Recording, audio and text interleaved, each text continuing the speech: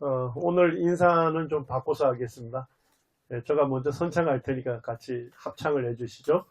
마라나타. 예. 우리 성경 마지막 장을 한번 펼쳐주시죠. 성경 마지막 장입니다. 요한계시록 22장 20절, 21절 같이 읽겠습니다. 요한계시록 22장 20절, 21절 시작. 이것들을 증언하시니가 이르시되 내가 진실로 속히 오리라 하시거늘 아멘. 주 예수여 오시옵소서. 주 예수의 은혜가 모든 자들에게 있을지어다. 아멘. 성경의 계시가 맞춰지면서 성경 마지막 장 마지막 부분에서 주님께서 약속을 하시죠. 내가 진실로 속히 오리라. 이렇게 주님께서 약속하시니까 계시를 받던 사도 요한이 즉각적으로 응답하죠. 뭐라고 합니까? 아멘. 주 예수여 오시옵소서. 주 예수여 오시옵소서. 이것을 아람어로 한 단어로 뭐라 합니까? 마라나타. 제가 이 말씀을 준비하면서 어제 찬양을 아주 열심히 제가 준비했어요. 좀 특성을 알려고. 찬양의 일부 소절만 제가 특성을 알았는데 열심히 준비는 했는데 목이 지금 살짝 안 좋네요. 이번 그 전국 장로 수양회 때 이제 나이별로 세 그룹이 각각 이렇게 주의 재림에 대한 찬송을 드렸거든요. 그 중에 참 제 마음에 너무 아멘이 돼서 이 찬양을 짧은 소절 제가 한번 그때 성도님들이 불렀던 찬양을 MR로 하고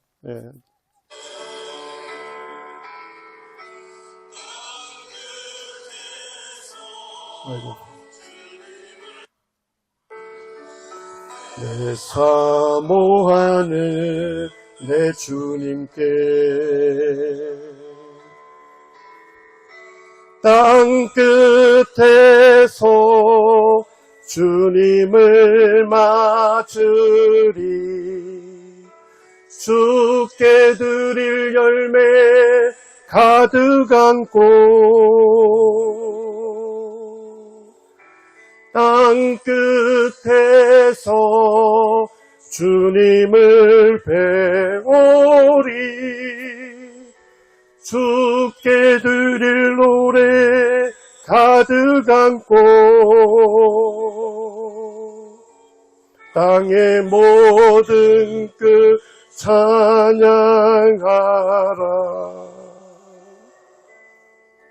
주님 오실 날 준비하라.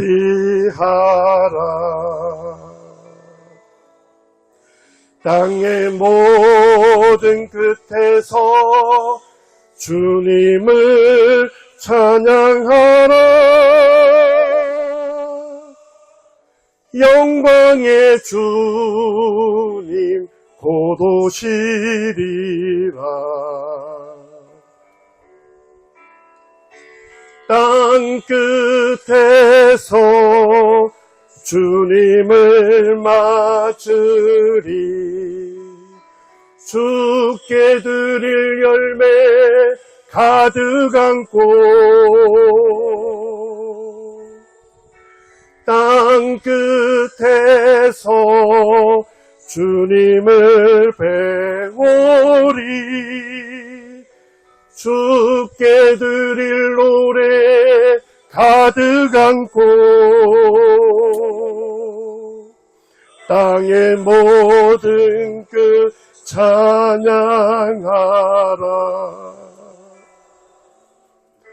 주님 오실 날 준비하라. 땅의 모든 끝에서 주님을 찬양하라 영광의 주님 곧 오시리라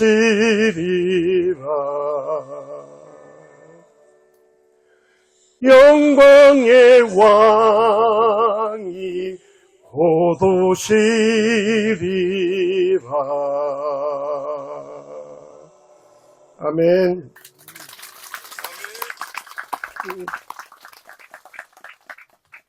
네, 땅끝에서 주님을 맞으리 죽게 드릴 열매 가득 안고 땅끝에서 주님을 배우리 죽게 드릴 노래 가득 안고 영광의 주님 곧 오시리라. 우리 남은 선문교회에서는 주의 재림에 대한 징조나 예언에 대해서 많이들 들으셨죠? 예, 그리고 지금 우리 눈앞에서 주님께서 오실 때가 가까웠다 하는 것이 그냥 우리 눈앞에 그냥 펼쳐져 있습니다. 그리고 주님께서 확성기로 알리고 있어요. 내가 올 때가 가까웠다. 예.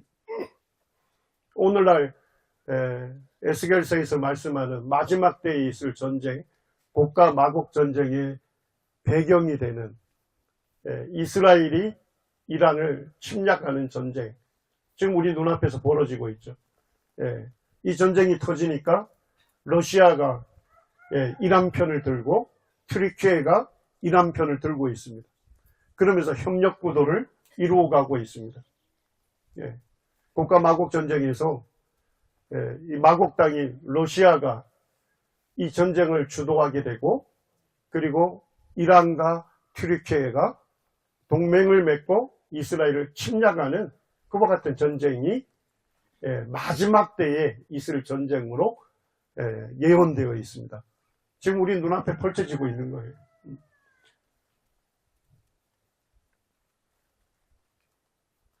주님께서도 말씀하셨죠? 주님께서 감람산 위에 앉으셨을 때 제자들이 조용히 물었습니다. 주님의 임하심과 세상 끝에는 무슨 징조가 있사오리까? 왜 제자들이 예수님이 감람산 위에 앉으셨을 때 이 질문을 하셨을까요? 왜 그러셨죠? 제자들이 스가랴서 14장을 믿고 있었습니다. 스가랴 14장 4절에 그날에 그의 발이 감람산에 서실 것이요. 9절에는 여호와가 온 천하의 왕이 되시리니. 주님께서 다시 오실 때 감람산으로 오실 것입니다. 그리고 주님께서 온 천하의 왕으로 교회와 함께 온 세계를 통치하실 것입니다. 그래서 제자들이 그 말씀을 기억하고 예수님이 감람산에 앉으셨을 때, 예수님, 스가랴 14장에 예수님이 감람산에 오신다고 예언되어 있는데 예수님 다시 오실 때 어떤 징조가 있습니까? 예수님께서 제자들 책망하지 않으셨어요. 그 징조를 하나씩 말씀해 주셨습니다. 많은 사람들이 내 이름으로 와서 많은 사람들을 미혹할 것이다. 거짓 그리스도, 가짜 그리스도들이 와서 자기를 재림 예수라 할 겁니다. 그리고 많은 사람들을 미혹할 것이다. 많은 사람들을 속이는 일들. 지금 우리 눈앞에 벌어지고 있죠? 맞습니까? 신천지 이만희가 재림 예수라 하잖아요. 수많은 사람들의 인생을 파괴하고 그의 가정이 송두리째 파탄이 되는 이런 것들을 우리가 그대로 보고 있습니다. 그리고 곳곳에 전쟁이 일어날 것이고 지진이 일어나고 기근이 뭐예요? 굶주림. 우리 저 한국에 있는 우리 성도님들 마음에 안 하다 하시죠? 세계 도처에 굶주림이 번진다는 거. 우리 뭐 식탁에서는 그냥 어머니들이 항상 하는 말이 좀 적게 먹으라고. 예? 우리 집사람도 저에게 새끼 다 먹으면 안 된다고, 두 끼 먹으라고. 예. 근데 감사하게도 수술하신 교수님이 새끼 다 먹으라 하더라고요. 감사하게도. 그래서 병 낫기 전에는 두 끼 얻어 먹었는데 요즘 세 끼 얻어 먹고 있습니다. 한국 사람들은 굶주림을 알지 못해요, 지금은. 우리 어른들은 예전에 보릿고개 겪으면서 굶주림을 경험하셨지만 오늘날 젊은이들은 굶주림이라는 걸 몰라요. 냉장고 열기만 하면 막 냉장고에 먹을 게 너무 많아 막 흘러내려. 그리고 냉장고 안에다 너무 돈지 오래돼가 썩어가지고 버리는 게 대박이에요. 참 안타깝습니다. 지구의 23억 인구가 음식을 제대로 공급받지 못한다고.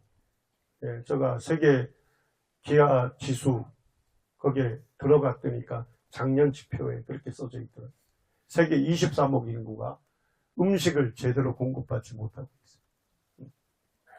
생명의 굶주림으로 생명의 위협을 받는 사람들이 6억 7천만 명이 있답니다. 전 세계적으로 지금 기근이 아주 많이 일어나고 있습니다. 우리 성도님들 잘 모르시지만. 그리고 세계 강진이 점점 많이 일어난 거 아시죠? 저번에 서인석 경전님도 말씀 시간에 전했잖아요. 이게 공식적인 데이터입니다. 미국 지질 조사국에서 발표했던 거예요. 제가 거기 미국 지질 조사국 홈페이지에 들어가니까 PDF 파일로 올려놨더라고요. 지진 6 이상을 강진이라고 합니다. 파괴적인 강도.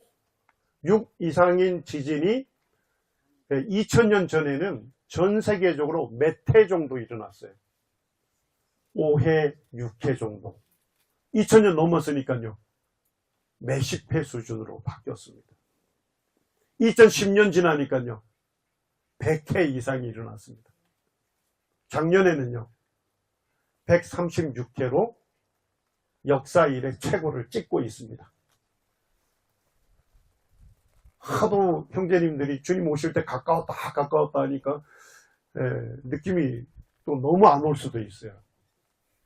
세계 강진이 기하급수적으로 증가되고 있습니다. 주님 오늘 오셔도 전혀 이상하지 않은 이 시대를 살아가고 있어요. 자, 이제 우리 성도님들 어떻게 하실래요? 주의 재림을 준비해야 하지 않겠습니까? 그죠? 주의 재림을 준비하셔야 돼요. 우리 성도님들도. 구원받지 않은 분들은 빨리 항복하고 예수님을 나를 그토록 사랑하셔서 자신의 목숨을 십자가에 내어주시고 나의 모든 죄짐을 짊어지시고 그 죄값을 치르기 위해서 채찍에 상하시고 십자가에 못 박히시고 머리에 가시면류관을 쓰시고 옆구리에 창 찔리심을 받으심으로 우리의 죄를 대신 담당해 주셨습니다. 예수님은 온 세상의 구주이시고 믿는 자의 구주가 되십니다. 그러니까 그 예수님을, 구주가 되신 예수님을 나의 주님이십니다. 예수님이 나의 주님이십니다. 내 인생은 주님의 것입니다. 이렇게 고백하시면 즉시로 구원이 이루어지는 것입니다. 자, 우리 구원받은 성도님들도 주님의 재림을 준비하셔야 되겠죠? 어때, 준비하고 계십니까? 주님 오늘 오실 수 있다니까요. 주님을 예배하고 주님 말씀을 교제하는 이 시간에 주님 오셨으면 좋겠습니다. 저는 전혀 안타까움이 없습니다. 이 세상에 미련이 없습니다. 주님을 위해서 살아왔고 그리고 주님을 위해서 사는 것이 제 생애의 목표입니다. 인생을 살아가는 목적입니다. 오늘 이 시간 주님 오셨으면 좋겠습니다. 우리 주님 믿는 성도님들도 주의 재림을 준비하셔야 돼요. 다시 오실 주님을 준비하셔야 돼요. 땅 끝에서 주님께 드릴 열매 가득 안고, 땅 끝에서 주님께 드릴 노래 가득 안고 주님을 맞이하리.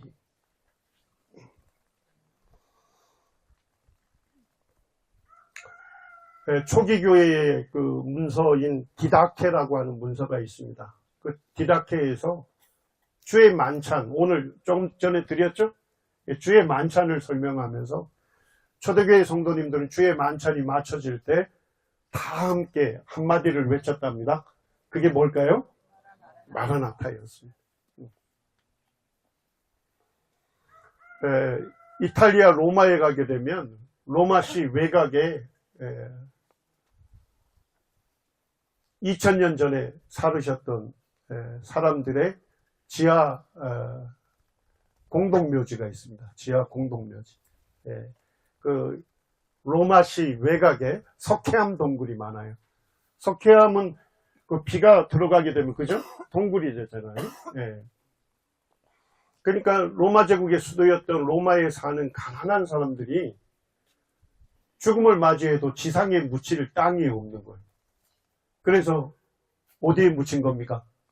지하에 묻히게 된 거예요. 지하 석회암 동굴에 들어가면 그 석회암 동굴 벽을 파서 시신을 안치했습니다.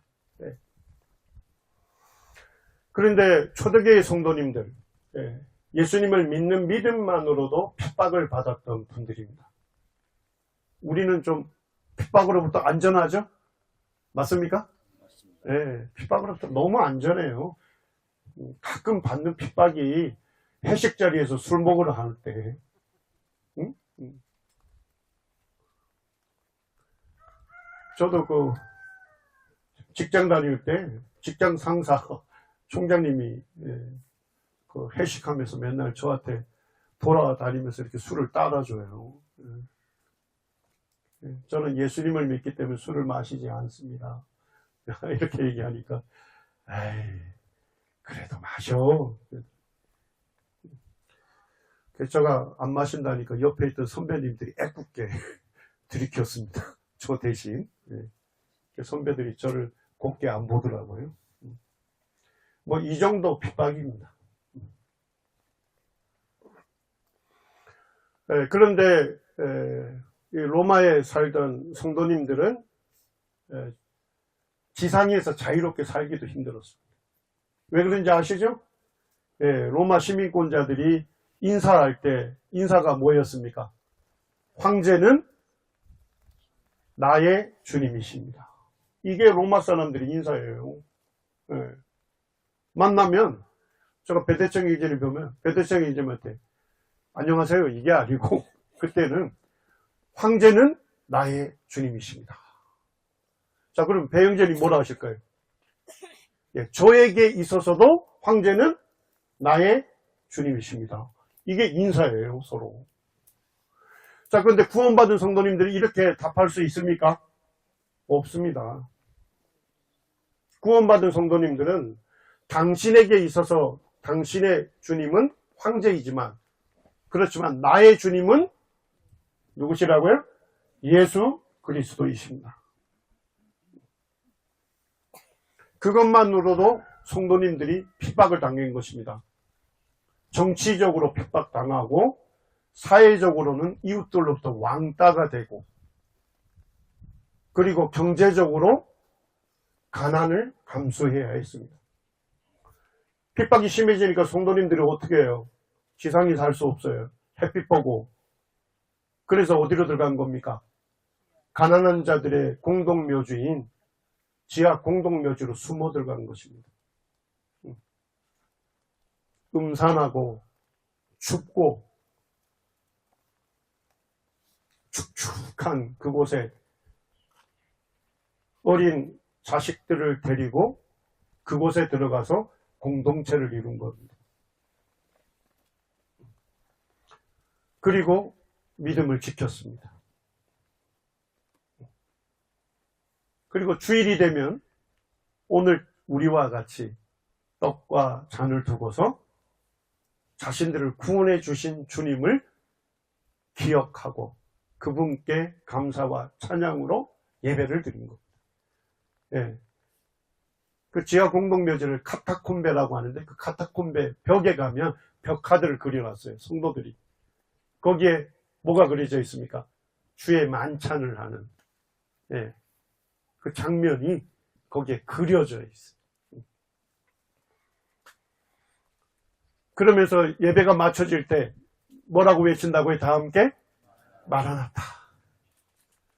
주 예수여 오시옵소서. 네. 우리 성도님들이 초대교회 성도님들은 주님을 사모했습니다.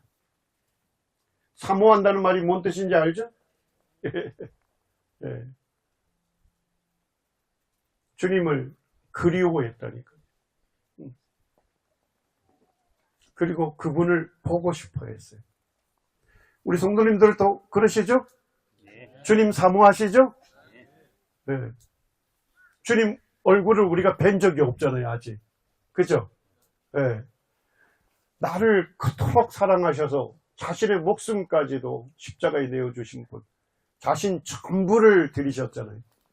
그리고 나를 이 지옥의 형벌에서 심판에서 건져내셨잖아요. 그 주님 얼굴 뵙고 싶으시죠? 예, 저 정말 주님 뵙고 싶어요. 주님이 그립습니다. 주님을 얼굴과 얼굴로 예, 주님을 뵙고 싶어요. 초대교회 성도들이 마라나타 주님을 고대하고 주님을 소망했기 때문에 핍박 가운데서도 믿음을 지킬 수 있었습니다. 그리고 죄를 멀리하고 거룩한 생활을 할 수 있었습니다. 자, 핍박 뒤에 기독교가 더 쇠퇴했을까요? 부흥했을까요? 핍박 당했을 때 구원받는 성도님들이 믿음을 버리고 숫자적으로 줄어들었을까요? 아니면 새로운 이웃들이 예수님을 믿는 역사가 더 많이 일어났을까요? 그렇습니다. 성도들이 핍박을 당할 때 그의 믿음을 알 수가 있는 것입니다. 네. 이렇게 평안할 때는 그의 믿음을 몰라요. 네. 그렇지만 예수님 믿는 믿음 때문에 어려움 당할 때, 예수님 믿는 믿음 때문에 핍박을 당할 때, 그때 그 사람의 진가를 알 수 있다니까요. 믿음의 진가를 알 수 있는 것입니다. 초대교회 성도들은 핍박을 당했을 때 주님 말씀을 그대로 따랐습니다. 그래서 이웃들이요, 지상에 사는 사람들이 도대체 저 사람들은 어떤 소망이 있길래 저렇게 사는가? 응?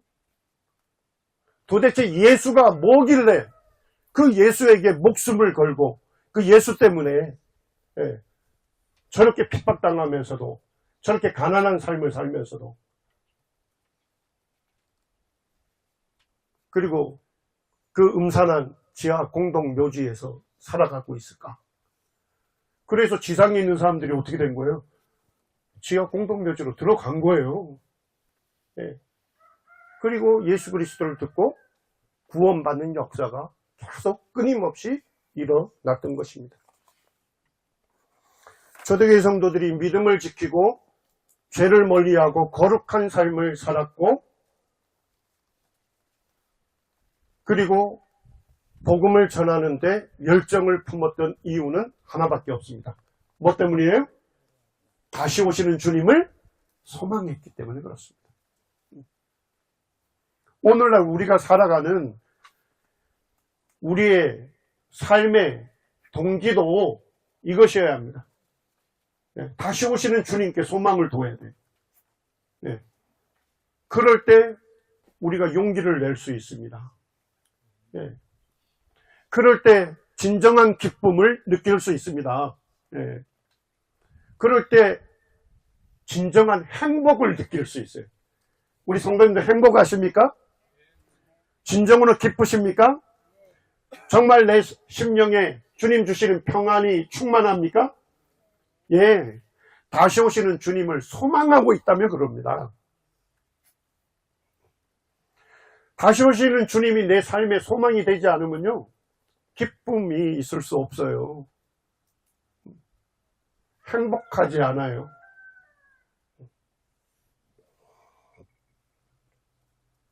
오늘 이 시간에는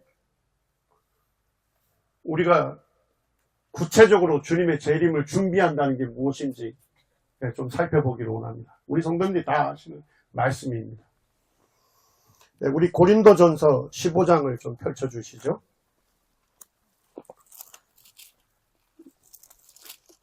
고린도전서 15장 51절 제가 읽어드리겠습니다. 고린도전서 15장 51절 보라 내가 너희에게 비밀을 말하노니 우리가 다 잠잘 것이 아니요 마지막 나팔의 순식간에 호련히 다 변화되리니 나팔 소리가 나매 죽은 자들이 썩지 아니할 것으로 다시 살아나고 우리도 변화되리라. 여기 성도들의 소망을 기록해놨죠. 맞습니까? 마지막 나팔이 울리면 하나님의 나팔 소리, 소집 나팔 소리입니다. 소집 나팔 소리가 들리면 순식간에 호련히 다 변화가 될 것이다. 호련히는 뭐예요? 눈 깜짝할 사이에 우리 모두가 다 변화를 입습니다. 어떤 변화입니까? 52절에 보니까 나팔 소리가 나매 죽은 자들이 썩지 아니할 것으로 다시 살아나고. 예수님을 믿고 죽음에 이른 성도님들이 나팔 소리가 나면 어떻게 되는 거예요? 다시 살아납니다. 다시 살아납니다. 부활합니다. 우리도 이 땅에 살아남아 있는 우리도 변화되리니. 어떻게 변화돼요? 주님과 같은 영화로운 몸으로 변화를 입습니다. 그리고 공중에 오시는 주님께로 끌려 올라갑니다. 이 원어적으로 의미가 뭐냐? 낚아채워가는 거예요. 우리 구원받은 성도님들이 길을 가고 있는데 나팔 소리가 울리면 주님께서 우리를 낚아채워 가십니다. 순식간에. 이 놀라운 소망이 초대교회 성도들에게는 가장 큰 소망이었고 복스러운 소망이었습니다. 그렇기 때문에 58절처럼 살 수 있었어요. 58절처럼. 우리 다 함께 읽겠습니다. 그러므로 내 사랑하는 형제들아 견실하며 흔들리지 말고 항상 주의 일에 더욱 힘쓰는 자들이 되라. 이는 너희 수고가 주 안에서 헛되지 않은 줄 알미라. 성도님들, 주님의 재림을 준비하는 삶은 어떤 삶입니까? 무엇입니까? 주의 일에 더욱 힘쓰는 것입니다. 내게 맡겨진 일에 충성하는 것이 주의 재림을 준비하는 거예요. 손에 잡히십니까? 우리 주의 재림을 준비하라 그러니까 성도님들이 막연하게 생각해요. 주의 재림을 준비하는 것은 뭐냐면 내게 맡겨진 일에 열심을 내는 거예요. 내게 맡겨진 일에 충성하는 것입니다. 맞습니까? 예를 들면 교회 학교 교사면 교회 학교 교사가 주의 재림을 준비하는 것은 뭡니까? 교사로서 맡겨진 일에 충성하는 것입니다. 자, 우리 교회 학교 교사들이 어떻게 충성할 수 있을까요? 내게 맡겨진 아이들이 있죠? 우리 주일학교 같은 경우는 교사 숫자가 더 많어? 얼마나 행복합니까? 교사 숫자가 많으니까 뭐예요? 아이들을 여러 교사들이 함께 돌볼 수 있는 거예요. 맞습니까? 내게 맡겨진 아이 3명, 4명 그 아이들을 위해서 기도할 수 있습니다. 매일같이. 그 아이들의 구원을 위해서 매일같이 기도할 수 있어요. 충성스러운 거죠. 그 교사는. 아이들을 위해서 기도하지 않는 교사는 불충성스러운 교사입니다. 너무 어렵게 생각하지 마세요. 주님을 믿는 것을 너무 이상학적으로 생각해요. 그냥 우리 주의 만찬에서 그냥 감성적으로 주님 감사합니다 이러면 그게 신앙이 아니에요. 주님을 너무 이상학적으로 섬기는 거예요. 주님을 섬긴다는 건 너무 쉬운 거예요. 내게 맡겨진 연로한 성도님들, 내게 맡겨진 학생들, 그 학생을 위해서 매일같이 기도하는 교사는 충성스러운 교사입니다. 그리고 그 아이들을 위해서 뭐 할 수 있습니까? 분반 시간에 말씀 전해야 할 거 아니에요? 아이들을 위해서 말씀을 준비하려면 어떻게 해야 돼요? 더 많이 준비해야 돼요. 맞죠? 어른들은요, 깨닫는 지성이 있지 않습니까? 그래서 그냥 알아들어요. 그렇지만 아이들은 아니잖아요. 아이들이 알아들을 수 있도록 그림을 보여줄 수도 있고 영상을 보여줄 수도 있고 그림을 직접 그려가면서 가르쳐 줄 수 있습니다. 교회학교 교사 분반 시간에 아이들에게 하나님 말씀을 가르쳐 주기 위해서 열심히 성경을 공부하고 준비하고 자료로 아이들에게 말씀을 전해주는 교사. 그 교사는 어떤 교사예요? 충성스러운 교사입니다. 그런데 분반 시간이 그냥 아침에 한번 대충 훑고 가서 아이를 가르치는 교사. 충성스럽지 못하는 거예요. 우리는 너무 말씀을 어렵게 여겨요. 성경은 너무 쉽게 기록이 된 것입니다. 그리고 특별한 시간 내서 아이들과 함께 놀아주고 그리고 분위기가 좋을 때 복음을 전해주고 충성스러운 교사들입니다.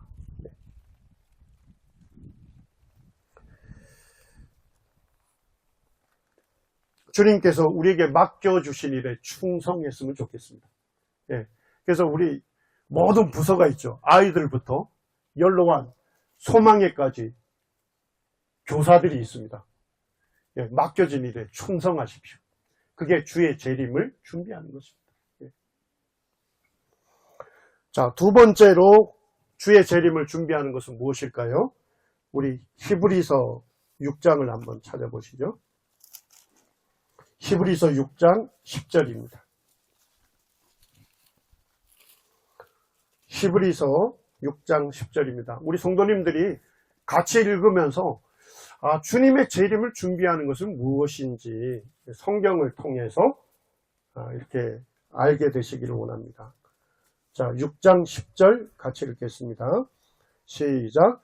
하나님은 불의하지 아니하사 너희 행위와 그의 이름을 위하여 나타낸 사랑으로 이미 성도를 섬긴 것과 이제도 섬기고 있는 것을 잊어버리지 아니하시느니라. 자, 주의 재림을 준비하는 것은 구체적으로 뭡니까? 성도를 사랑으로 섬기는 것입니다. 성도를 사랑으로 섬기는 분들은 주의 재림을 준비하고 있는 거예요, 지금. 자기의 이름을 드러내기 위해서 섬기는 게 아닙니다. 누구의 이름을 위하여? 그의 이름을 위하여. 하나님의 이름을 위하여 나타낸 사랑입니다. 우리는요, 본성적으로 자기에게 굽어지는 특성이 있어요. 그래서 자기를 좀 나타내고 싶은 거예요. 우리의 사역에 있어서도 또 성도를 섬기는 데 있어서도 가끔 우리의 심령에 말씀이 충만하지 않으면 자기를 드러내고 싶어 해. 사역조차도. 섬기는 것조차도. 우리의 섬김의 동기는 누구를 위해서 섬겨야 합니까? 주님을 위하여 섬겨야 합니다. 자기 자신을 드러내기 위해서 섬긴 모든 것들은 다 사라져요. 예, 그게 불 가운데 다 타져 없어지는 것들이에요. 그렇지만 주님을 나타내기 위해서 사랑으로 섬긴 것은 주님이 결코 잊지 않습니다. 예. 우리 성도님들, 아까 찬송 가사에 보니까 땅 끝에서 주님께 드릴 뭐예요? 열매 가득한 곳. 예, 땅 끝에서 주님께 드릴 열매 가득한 곳. 주님을 맞이하리. 주님을 배우리. 예. 사랑으로 섬기는 것은 우리 모든 성도들에게 다 주의 재림을 준비하는 거예요. 그렇죠? 맞습니까? 예, 궁핍한 성도들을 사랑으로 섬기십시오. 열심히 일하는데도 불구하고 경제적으로 먹을 것이 없는 성도가 있다면 예, 돈 좀 쓰십시오. 그 많은 돈 놔뒀다가 주님 오시면 어디 갑니까? 다 놔두고 가셔야 돼요.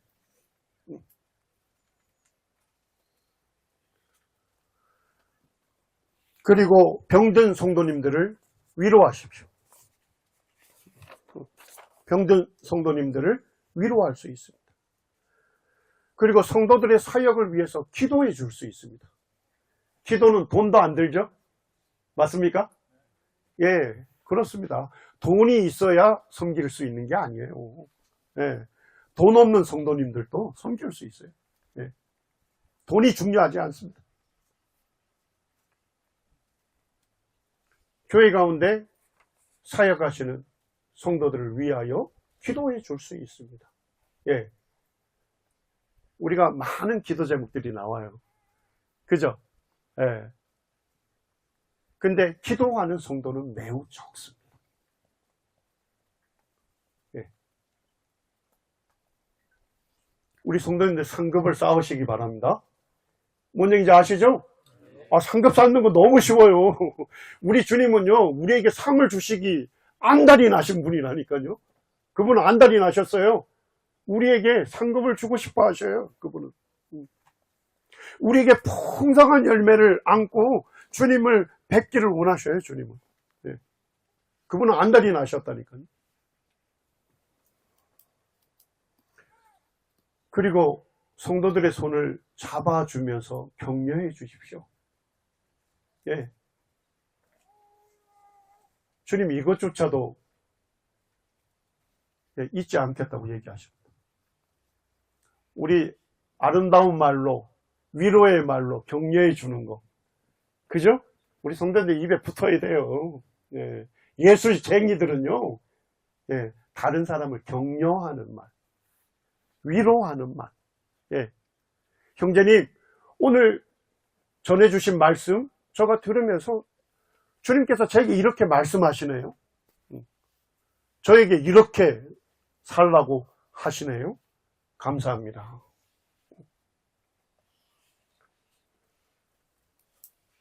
요번에 야외 예배 준비하시냐고 형제님 힘드셨죠? 아이고, 형제님이 수고해 주시니까 우리가 이렇게 평안하게 누립니다. 감사합니다. 이게 다 주님의 상급을 쌓는 거라니까요. 상급 쌓는 거 너무 어렵게 생각하지 마세요. 뭔 얘기인지 아시죠? 예? 교파교회 벽에다가 헌금하는 거 막대 그래프 그려놓고 그걸로 상급이 결정되는 거 아니에요. 우리 성도님들 너무 잘 아시잖아요. 그죠? 예. 격려의 말, 위로의 말, 덕이 되는 말. 좀 덕이 되는 말을 해야 돼요. 유익한 말. 예. 우리 모두 다 뭡니까? 강점이 있고 약점이 있죠? 잘하는 게 있고 허물이 있어요. 맞습니까? 예. 성도들의 허물을 덮어주는 사람은 상급을 쌓는 거예요. 성도들의 허물을 들춰내는 성도들은 상급을 잃습니다. 너무 쉬워요. 예. 우리가 하나님을 믿고 섬기는 것을 너무 형이상학적으로 생각하기 때문에, 그리고 하나님 믿고 섬기는 걸 감성적으로 생각해요. 감성적으로. 하나님 믿고 섬기는 건 지극히 이성적인 겁니다. 예. 너무 쉽고 분명합니다. 예.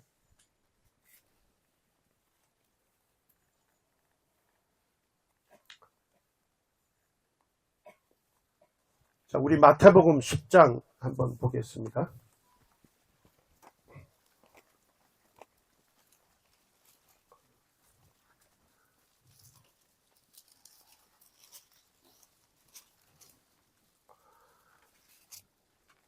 마태복음 10장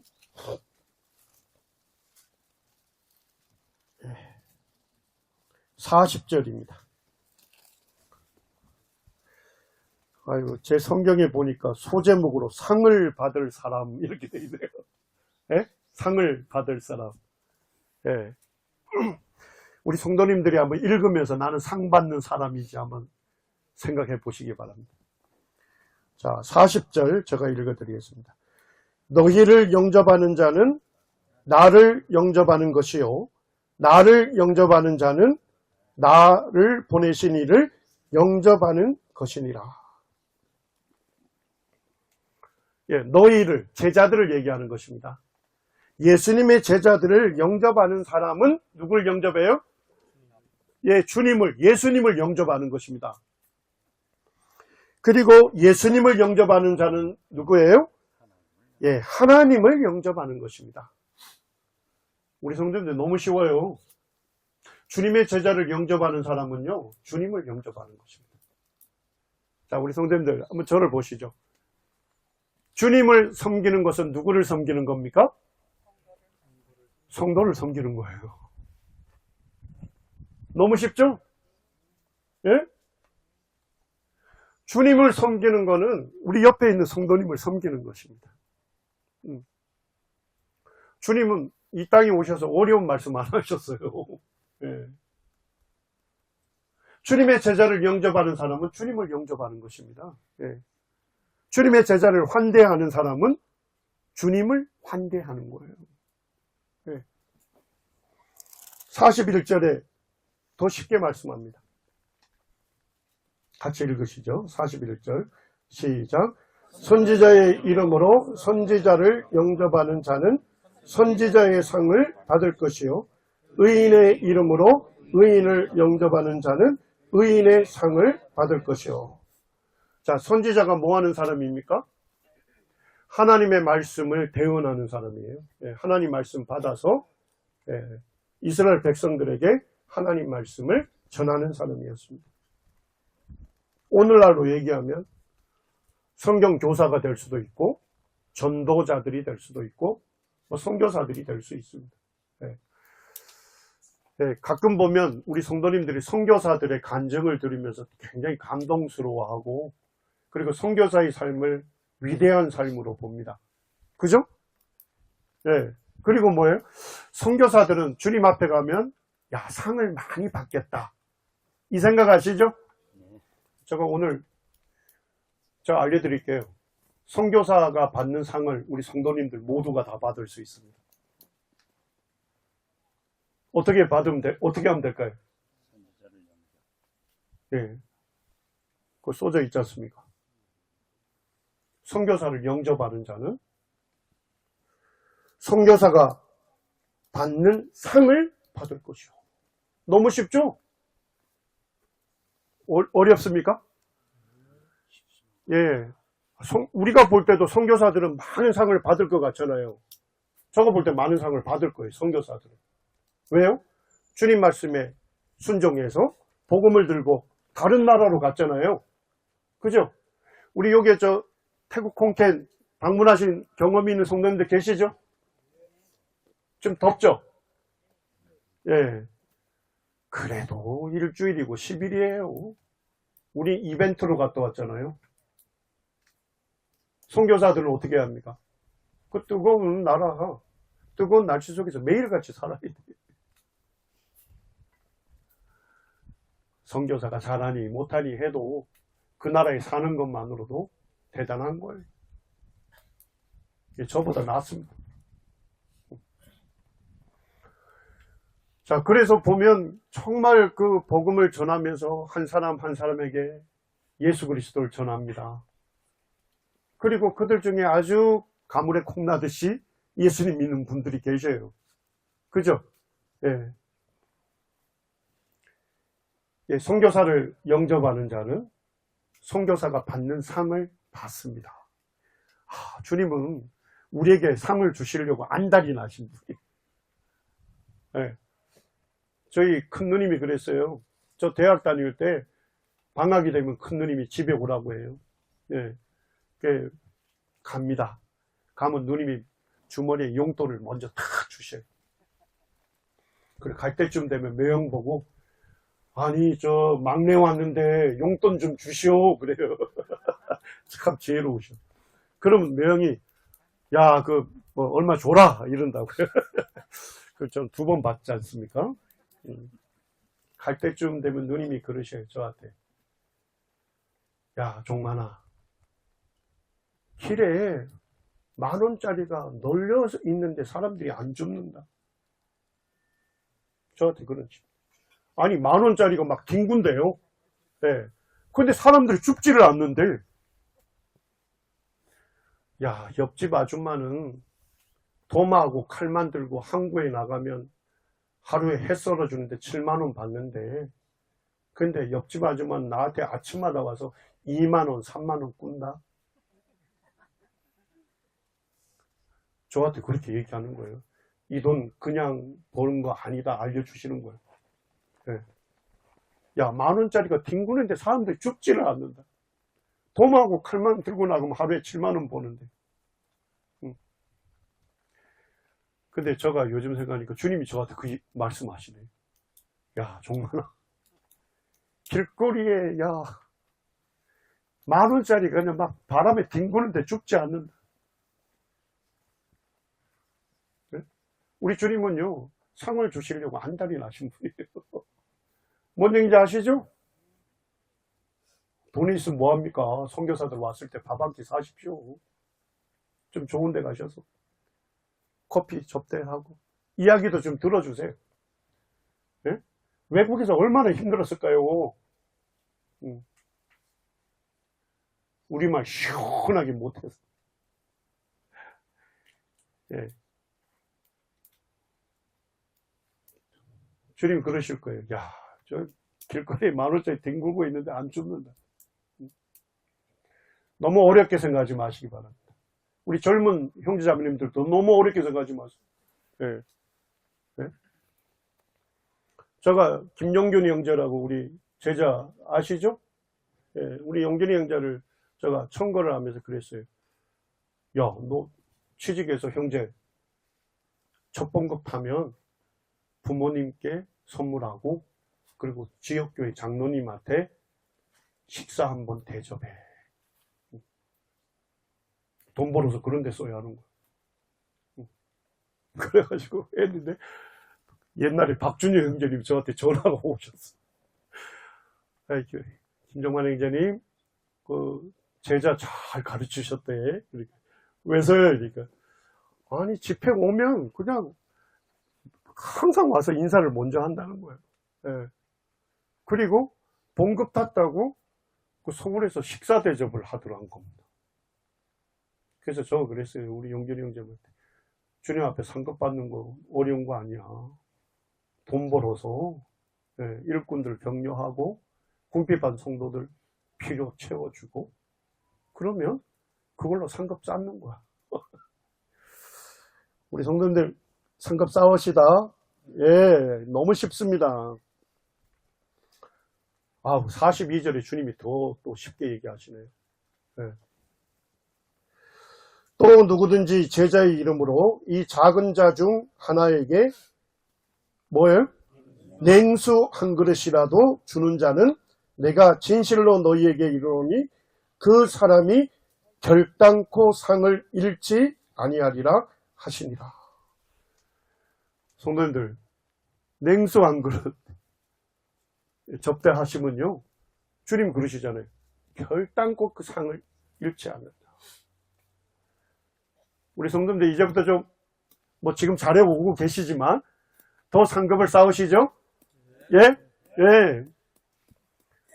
우리 주님께서는 정말 너무 쉽게 말씀하셔. 예.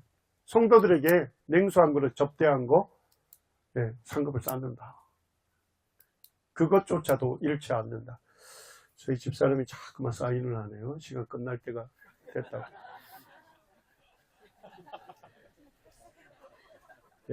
말씀 시간에 잘 끝내라고 돕는 것도 상급을 받으실 걸로 확신합니다.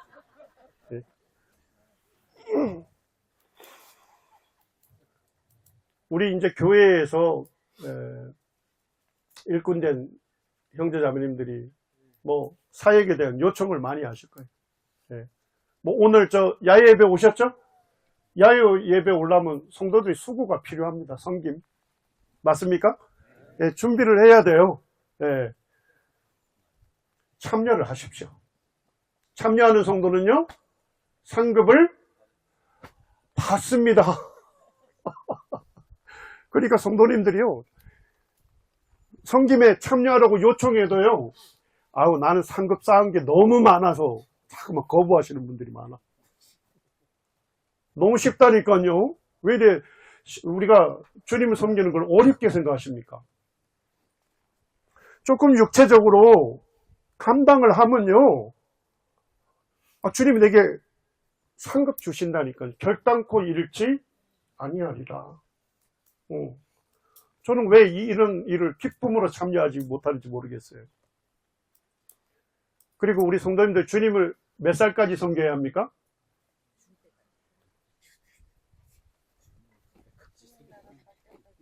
몇 살까지 섬기실 거예요?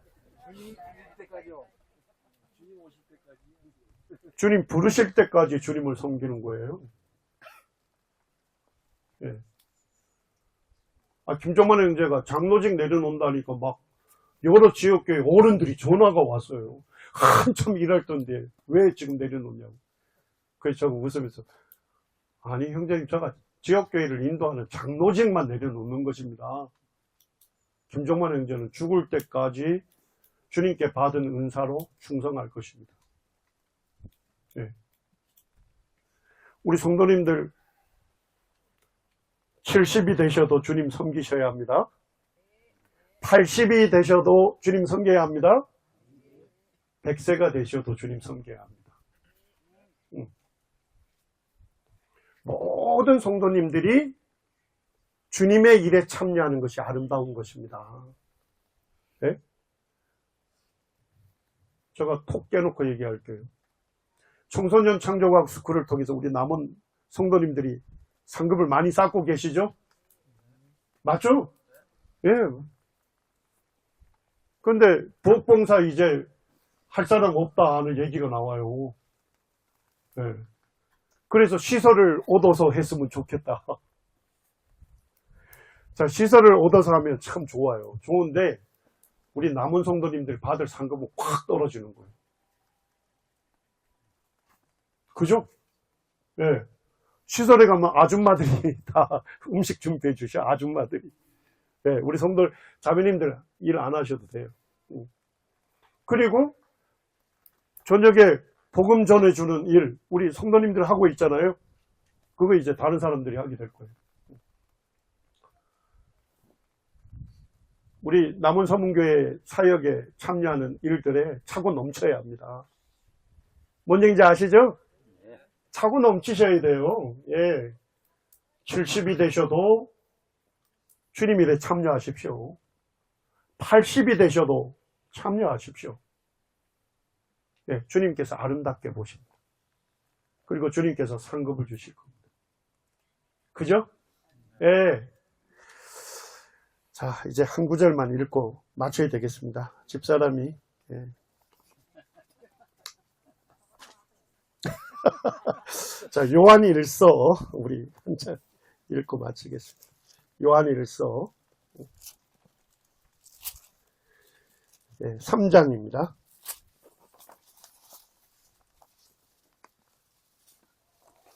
요한일서 3장 2절 3절 같이 읽겠습니다. 시작. 사랑하는 자들아 우리가 지금은 하나님의 자녀라.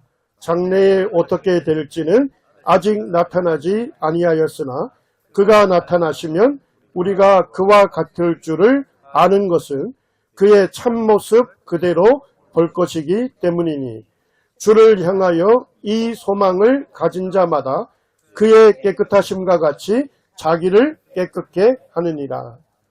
자, 주님 오시면 우리가 어떻게 됩니까?